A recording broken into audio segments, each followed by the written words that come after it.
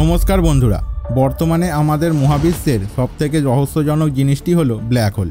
1905 সালে বিজ্ঞানী Albert Einstein সর্বপ্রথম ব্ল্যাক হোল সম্পর্কে ধারণা বিশ্ববাসীর কাছে প্রকাশ করেছিলেন। কিন্তু আপনি কি জানেন কেন এর নাম ব্ল্যাক হোল হয়েছিল?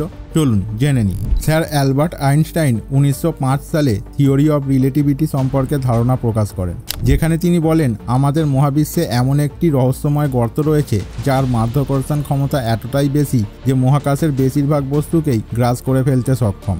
এমনকি কোনো আলোক রশ্মি ব্ল্যাক হোলকে ভেদ করতে পারে না। এই রহস্যময় গর্তের নাম ব্ল্যাক হোল হবার মূল কারণ আমাদের কলকাতায় ঘটে যাওয়া একটি ঘটনা। 1756 সালে বাংলার নবাব সিরাজউদ্দৌলা যখন ফোর্ট উইলিয়াম দখল করেছিলেন, তখন তিনি একটি ছোট্ট ঘরে 146 জন ব্রিটিশ সেনাকে বন্দী করে রেখেছিলেন। কয়েকদিন পর মাত্র 23 জন সেনাই জীবিত ছিল। এই ঘটনাটি black hole tragedy of Calcutta নামে পরিচিত। ব্ল্যাক হোল থিওরির কনসেপ্টটি এই ঘটনা থেকেই নেওয়া হয়েছিল।